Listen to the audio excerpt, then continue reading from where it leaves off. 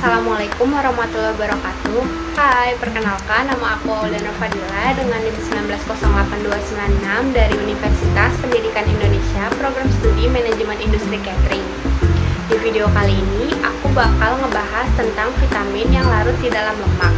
Langsung aja ke penjelasannya. Vitamin merupakan zat-zat organik kompleks yang dibutuhkan dalam jumlah yang sangat kecil dan pada umumnya tidak dapat diproduksi oleh tubuh. Oleh karena itu, vitamin harus didatangkan dari makanan. Meskipun kebutuhannya sedikit, tetapi vitamin sangat penting untuk pertumbuhan, menjaga kesehatan, dan sebagai proses metabolisme. Dalam makanan, vitamin hanya sedikit, sehingga vitamin tergolong ke dalam zat gizi mikro. Berdasarkan kelarutannya yang juga mempengaruhi sistem absorpsi, vitamin digolongkan menjadi dua. Yang pertama ada vitamin yang larut di dalam air, lalu yang kedua ada vitamin yang larut di dalam lemak. Yang akan saya bahas di sini adalah vitamin yang larut di dalam lemak.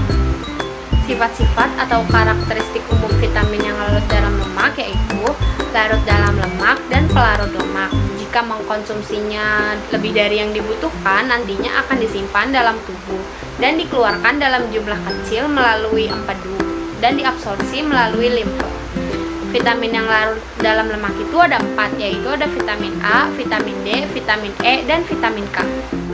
Yang pertama ada vitamin A atau retinol, berbentuk padat dan berwarna kuning muda. Vitamin A pada umumnya stabil terhadap panas, asam, dan alkali, tetapi mempunyai sifat yang sangat mudah teroksidasi oleh udara dan akan rusak bila dipanaskan pada suhu tinggi bersama udara, sinar, dan lemak. Fungsi utama vitamin A adalah untuk penglihatan, pembentukan dan pemeliharaan sel epitel dan mukosa, lalu membantu pertumbuhan tulang dan sumber pangan yang kaya akan vitamin A adalah susu, keju, telur, hati ikan, sayur-sayuran dan buah-buahan yang berwarna hijau dan kuning.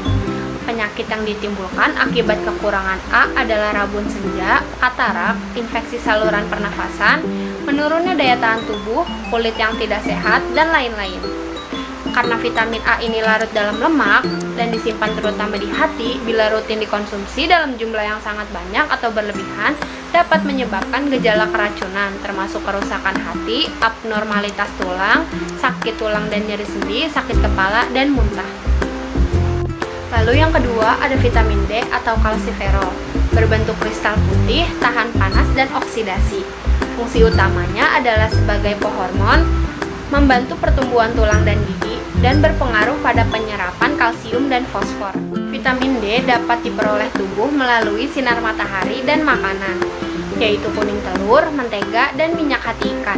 Penyakit yang ditimbulkan akibat kekurangan vitamin D yaitu kelainan pada tulang yang dinamakan riketsia pada anak-anak dan osteomalacia pada orang dewasa. Kaki membengkok, pertumbuhan terhambat, gigi akan mudah rusak, tulang melemah, dan mudah patah. Mengkonsumsi vitamin D dalam jumlah yang berlebihan akan menyebabkan keracunan, menyebabkan kalsifikasi berlebihan pada tulang dan jaringan tubuh seperti ginjal, paru-paru, dan organ tubuh lain. Lalu yang ketiga ada vitamin E atau tokoferol, berupa cairan pekat berwarna kuning, tahan panas dan asam, rusak oleh lemak tengik, alkali, oksigen, garam, besi, dan sinar UV.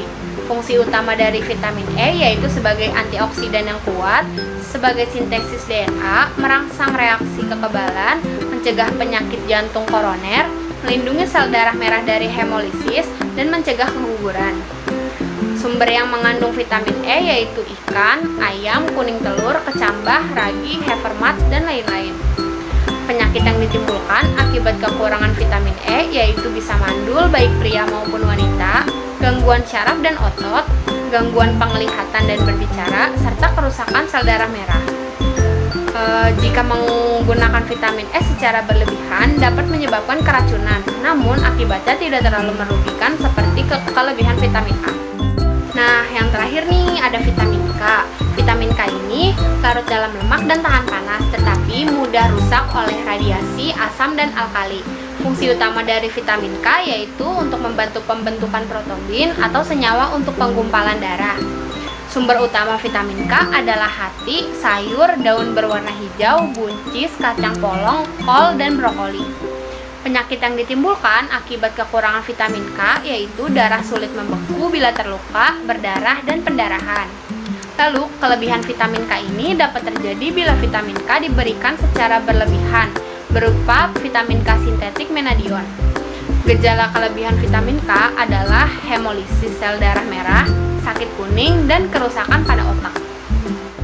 Sekian video penjelasan vitamin larut dalam lemak dari saya. Semoga bermanfaat bagi kita semua. Sampai ketemu di video selanjutnya. Dadah!